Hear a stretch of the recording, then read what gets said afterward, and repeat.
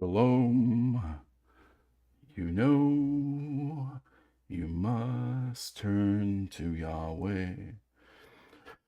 So the reason for this video is when I was talking on the Book of Face yesterday on this post, a Talmudist replied to me, or I replied to him, I don't remember. I can't find the comment now. I think he blocked me. Yeah, I think he blocked me. And he said something about how the Talmud doesn't reject Allah or the Quran, that a Jew can actually go inside of a mosque and pray still.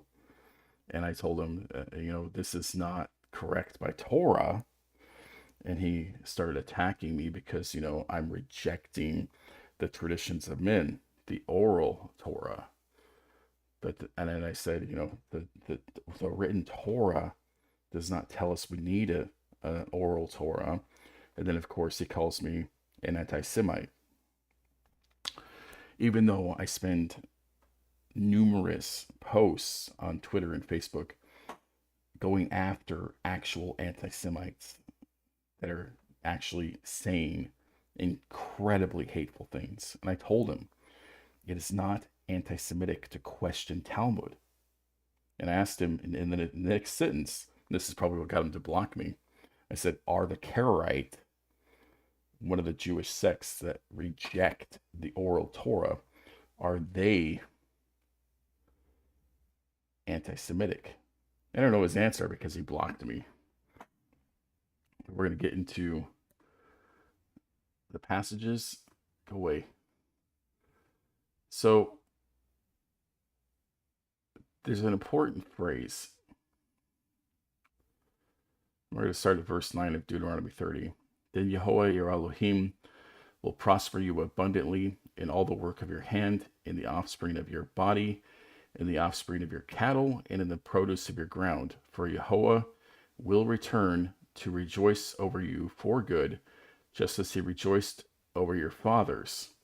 When you listen to the voice of Yehovah, now this is the oral commands we are to listen to, not the rabbis, but the voice of Yehovah, your Elohim, to keep his commandments, his statutes, which are written in this book of the law. When you return to Yehovah, your Elohim, with all your heart and all your soul. For this commandment which I am commanding you today is not too difficult for you, nor is it far from you.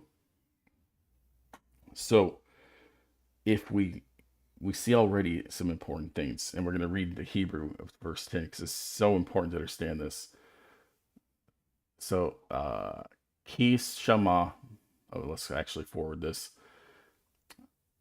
Ki Shema Kol Yehovah Elohim Shamar Mitzvah Hukah Kaltab Sefer Torah Zeki Suv El Yehovah Elohim Kol Lebab Kol Nefesh. The three important words here: Kitab, Sefer, Torah, the written scrolls or book of the Torah instructions or law, which is the worst translation for Torah. This three words obliterate the rabbinic Talmud. It doesn't tell you you need a secondary opinion on this. And this is something that's repeated by Joshua.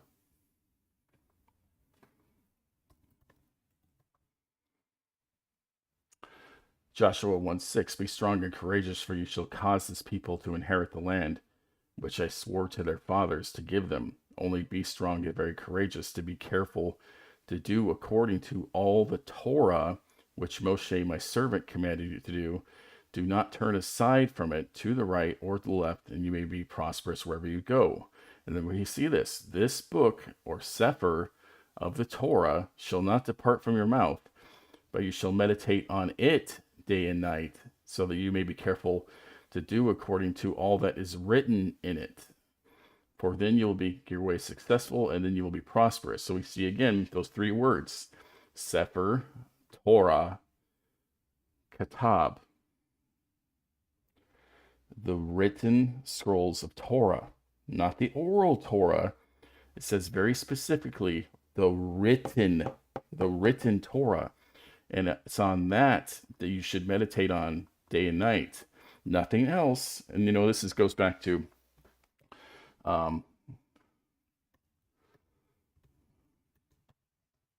this concept that's in the world.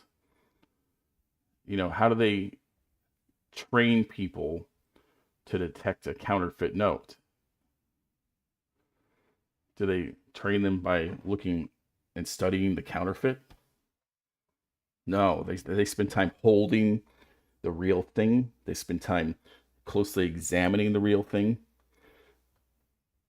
And this is what, Joshua is telling us with Torah.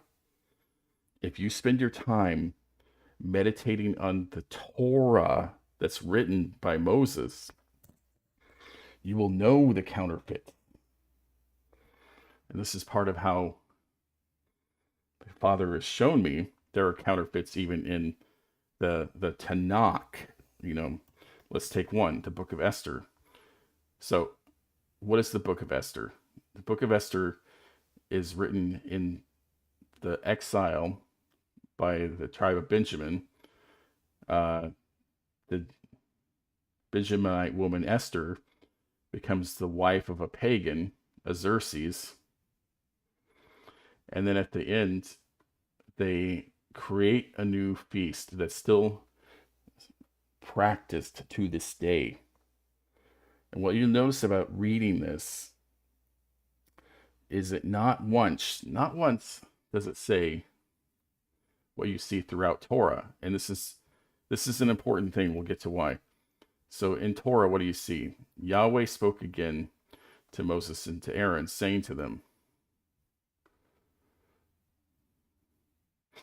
Then Moses said to Aaron, it is what Yahweh spoke.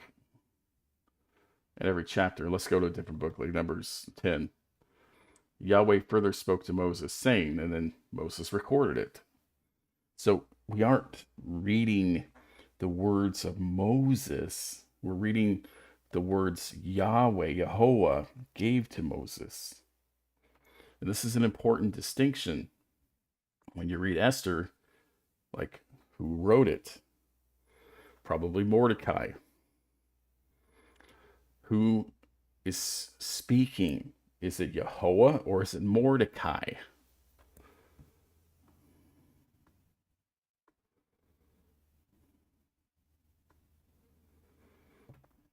So we see here, this idea that Yehuda is separate from Israel, and they're called such in these books after the Babylonian exile. But also we see that they did what? They struck down their enemies. Let's go back to Torah. You shall not take vengeance, and you shall not keep your anger against the sons of your people, but you shall love your neighbors yourself. I am Yehovah. And this is why, you see this conversation in the New Testament of a Pharisee asking, who is your neighbor? Now, these are real issues, but, the Talmudists want to say that they're only responsible for themselves. That's not what Torah teaches. Why would vengeance be okay if it was not someone within the tribe of Israel?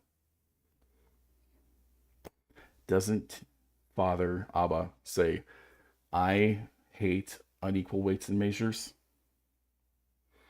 So why would he want you to judge the outsider differently than the insider? There shall be one law and one judgment for you and for the sojourners with you. One Torah, not two. Different right ruling for the outsider. And this goes back to what I was talking about in my first Talmud video, that the outsider kept Sabbath. the sojourner that was with them that was not fully converted to an Israelite because they were not yet circumcised. And we see this in Exodus 12. We see this in Joshua 6, that not even the Israelites in the wilderness had circumcised themselves. They were not fully converted to the Abrahamic covenant. Remember the Sabbath day to keep it holy. 6 days you shall labor and do all your work, but the seventh day is a Sabbath of Yahweh your Elohim. In it you shall do no work, you or your son or your daughter or your male or your female slave or your cattle or your sojourner who is within your gates. So we see this, the Talmud teaches that if you are not a converted Jew, which is not in Torah, Jew didn't appear till after the Babylonian exile. If you are not a converted Jew, you cannot partake in the Sabbath. But that's not what the Torah teaches. So already we see, by studying the truth, we can spot the counterfeit. What's another passage they use to support the counterfeit? Deuteronomy 17. If any case is too difficult for you to judge, right? But they don't look at this verse. They look at, these two passages, 9 and 10. But we're going to read these first and then read the context.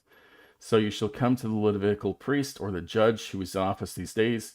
You shall inquire of them, and they will declare to you the judgment in the case. And you shall do according to the terms of the judgment, which they declare to you from that place which Yahweh chooses. And you shall be careful to do according to all they teach you. So they use this to support the idea that you went to a judge and they used a separate Torah that you didn't have access to. But this is not what it's saying. I mean, let's look at this carefully. If any case is too difficult for you to judge. All right, so do you remember what Deuteronomy 30 says? Let's open that up again. Deuteronomy 30:11. For this commandment which I command you today is not too difficult for you. So the problem isn't interpretation of Torah. That's not the problem. We've already ruled that out. So what is the problem? Between one kind of homicide or another, between one kind of lawsuit or between one kind of assault and another, became cases of dispute in your gates. And this is the key passage here. The reason that it is too difficult for you to judge is you cannot use impartiality correctly. This is the issue. And this is why it tells you when you go to a judge, you are to follow them. They're not giving you something from an oral Torah. They would be commanding you something from the written Torah. And you are to follow it and not show partiality to someone within your gates who was probably a family member. If your family member does something to break Torah, you are not to ignore it.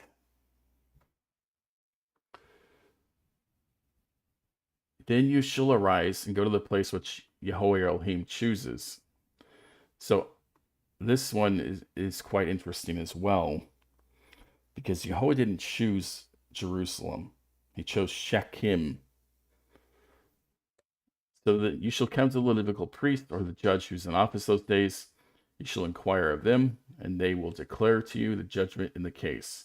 And you shall do according to the terms of the judgment which they declare to you from that place which Yahweh chooses. And you shall be careful to do according to all that they teach you. According to the terms of the Torah, see, this is a verse they never read. The terms of the Torah which they teach you, according to the judgment which they tell you. And you shall do it. You shall not turn aside from the word which they declare to you, the right or the left. And the man who acts presumptuously by not listening to the priest who stands there to minister to Yahweh Elohim, or to judge, that man shall die. And thus you shall purge the evil from Israel, that all the people hear and be afraid and will not act presumptuously again. But this is precisely what the Talmudists do. They act presumptuously. They speak against Torah. You shall not add to the word which I am commanding to you, nor take away from it, and you may keep the mitzvah of Yahweh Elohim, which I command you. So whatever this judge or Levitical priest commanded, it cannot add to the word. It cannot take away from it. And this is so important. He repeats it. Whatever I am commanding you, you shall be careful to do. You shall not add to it nor take away from it. So we know, he doesn't just want us listening to every person who claims to be a prophet, every person that claims to be a judge, every rabbi, every person they call a sage. And even the prophets tell you this. Isaiah 2:22, stop regarding man whose breath is life in his nostril, for why should he be esteemed? And this is what they did. This is why they went into exile. It's why Jerusalem was destroyed in 70 AD. They keep honoring dead men.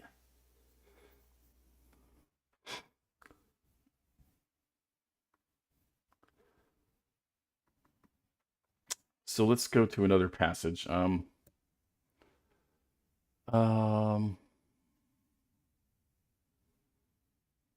let's see. Deuteronomy 14.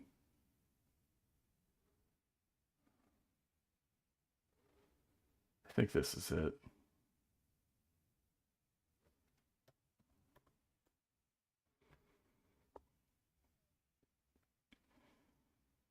Maybe this isn't it.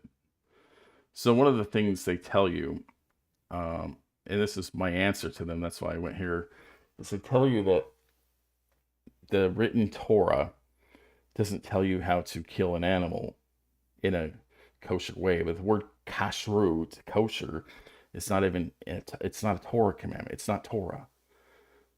It's not a commandment that when you kill an animal, you go and take it to the rabbis. And this is what I've brought up to them, Deuteronomy 14. You shall not eat any abominable thing.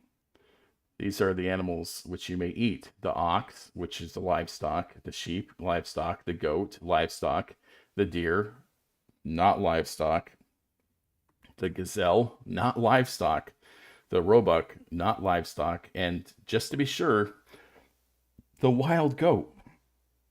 The word wild means it's not livestock. The ibex, the antelope, and the mountain sheep. So we see already, like, what do you think they were doing to capture a wild animal? Do you think they built a cage and then they hold it back on the cart, take it to the local rabbi and say, Rabbi, can you please bless this wild animal and properly kill it?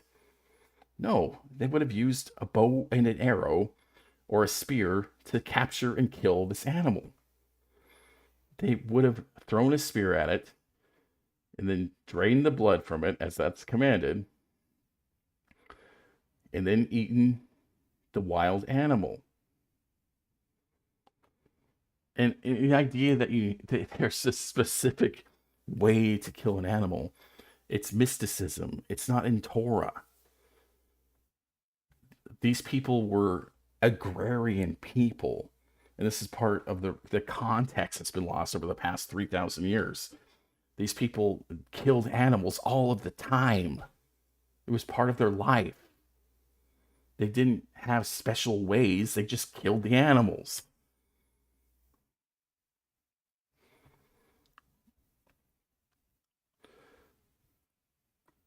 So, yes, that's a good one, Father.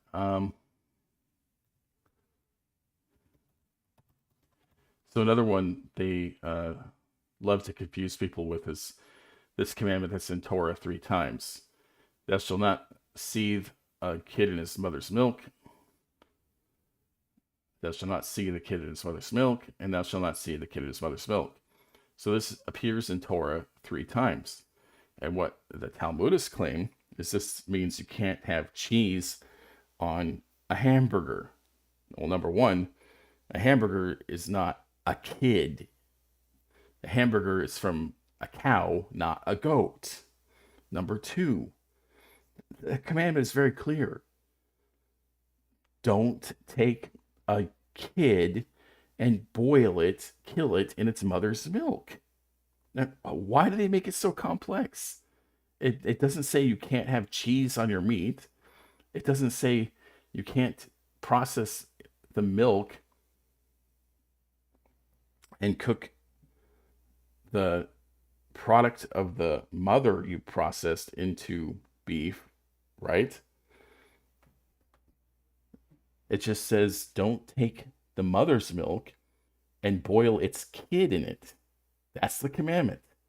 Because this is what the pagans did. It's part of this culture of child sacrifice carried over to the animals, to take the child animal, the kid, the goat, and take it and kill it and then put it in the mother's milk.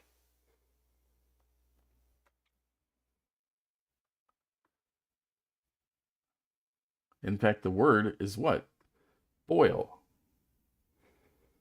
So you shall not boil a kid in its mother's milk. It doesn't say thou shalt not put cheese on your hamburgers.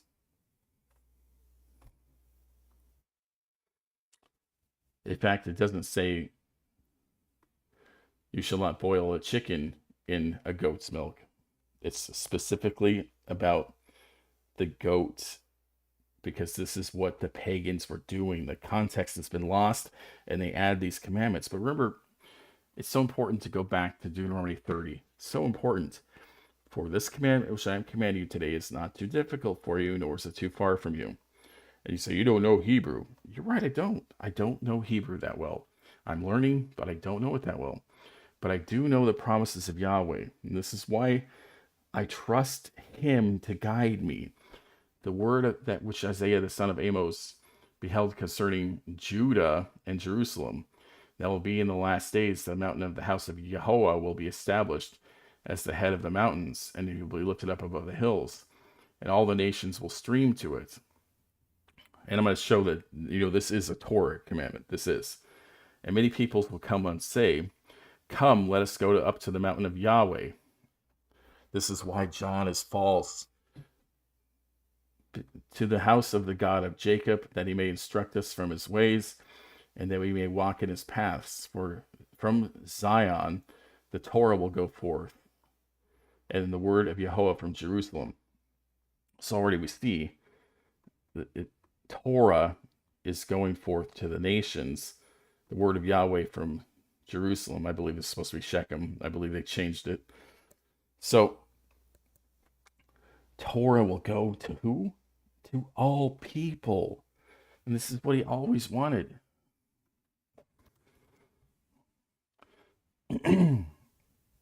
Deuteronomy 4.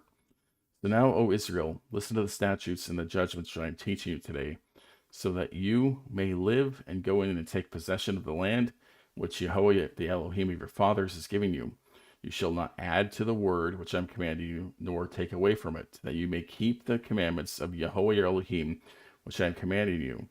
Your eyes have seen what Yahweh has done in the case of Baal Peor. For all the men who walked after Baal Peor, Yahweh your Elohim has destroyed from among you. But you who clung to Yahweh your Elohim are alive today, every one of you. See, I have taught you statutes and judgments, just as Yahweh my Elohim commanded me, that you should do thus in the land where you are entering to possess it. And this is important, as in the wilderness, they were only doing the 10 words. There were other things they were striving to learn, to keep, like what's clean, what's unclean. How do we do the separation, like we see in Miriam's case, where she insulted the prophet of Yahweh and was leprous, and she had to be separated for a month. But, the commandments, by and large, are for the promised land. This is part of the problem with the Talmud. Like a Christian, they gloss over these passages. Whoosh, it's gone. I didn't see it. You shall keep and do them, for that is your wisdom and your understanding in the sight of the peoples, who will hear all these statutes and say, surely this great nation is a wise and understanding people. And this is another one they gloss completely over. That, why are the nations seeing them obey Torah, seeing the blessings? And what are they saying? For what great nation is there that has a God so near to it as Yahweh our Elohim whenever we call on him? Or what great nation is there that has statutes and judgments as righteous as this whole Torah, which I am setting before you today? Yahweh always wanted all people to be blessed through Israel. And this goes back to what he tells Abraham. Indeed, I will greatly bless you and greatly multiply your seed as the stars of heavens and as sand which is on the seashore. Your seed, Zerah, shall possess the gate of his enemies. In your Zerah, your descendants, all the nations of the earth shall be blessed. All the nations means all the nations. It's not pointing back to Israel, it's pointing outward. That the Torah coming from his seed, from Moses in the wilderness, giving that to Israel, that Israel was supposed to go to their land and spread it to the nations. That all nations would come and be blessed by Torah.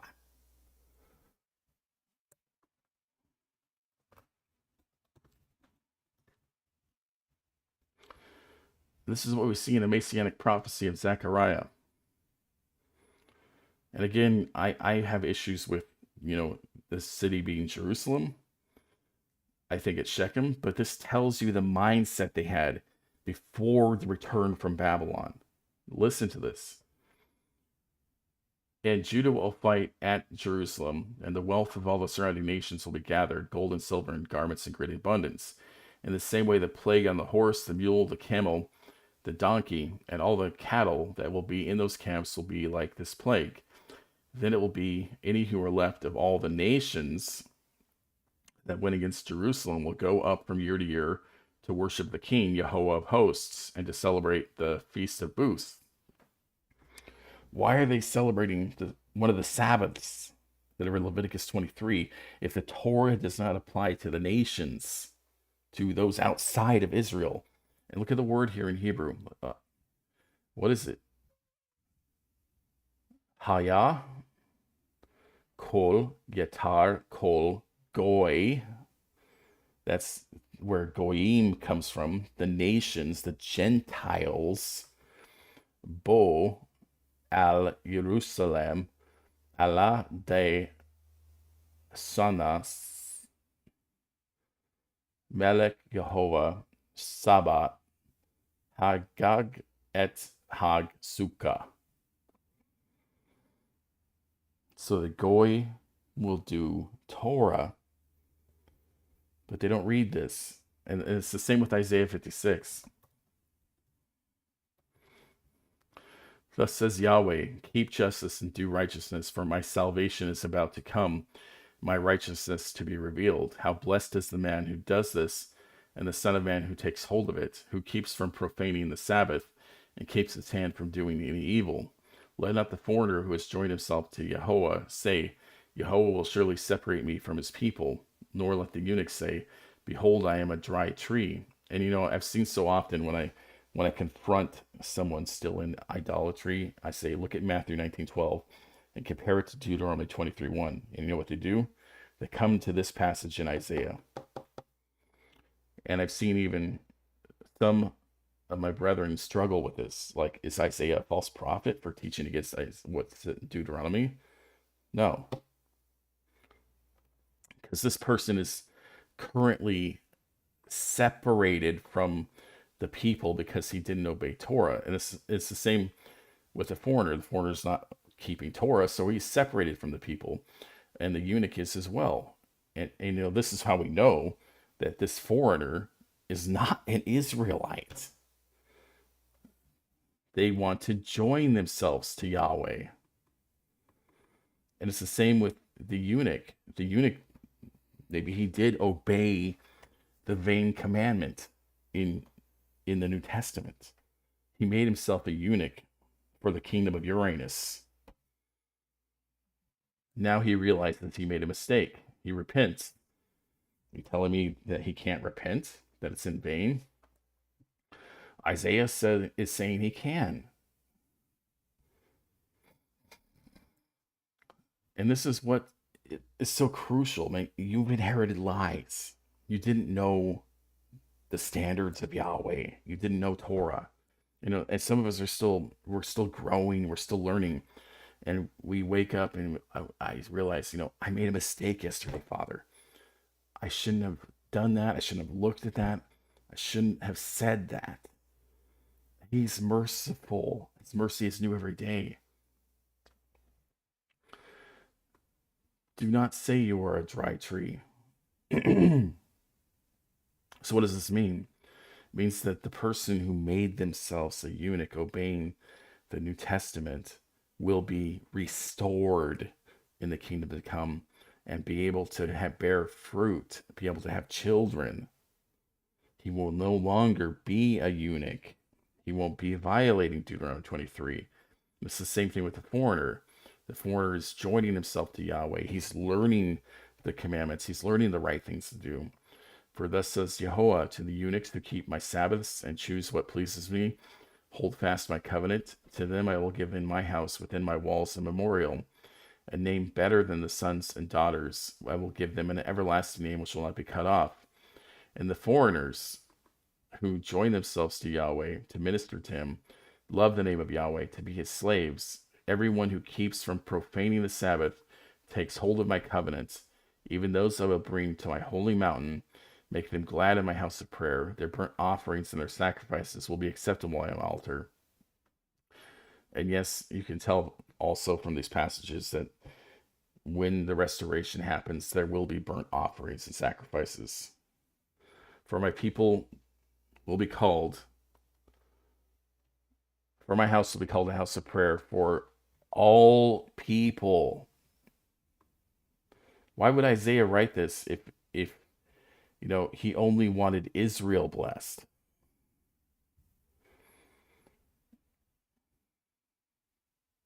Kol Am, the nation, all peoples.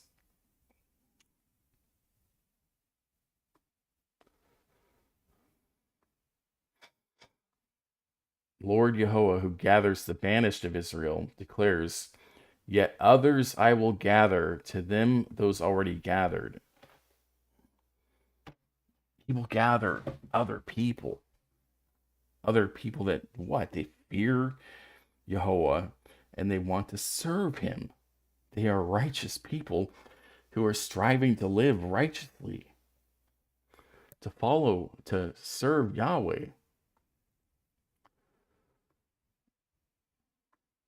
So I said this is a Torah commandment, right? So check out Deuteronomy 1:30. So it will be when all these things have come upon you, the blessing, the curse, which I have set before you, and you cause these things to return to your heart in all the nations where Yahweh your Elohim has banished you, and you return to Yahweh your Elohim to listen to his voice with all your heart and soul according to all that I am commanding today, you and your sons, then Yahweh your Elohim will return you from captivity and return his compassion on you, and he will gather you, he, not a man, will gather you again from all the peoples where Yahweh your Elohim has scattered you. This is why the modern day nation of Israel is not from Yahweh. It's not. They're not returning to Yahweh, and they're constantly attacked. You see, Torah is supposed to be like a mirror. When I look in the mirror, it reflects back where I'm flawed. The Torah reveals where I'm flawed and where I need to change. And this is what he's telling you. When all these things come upon you, the blessing and the curse. So go back to chapter Deuteronomy 29.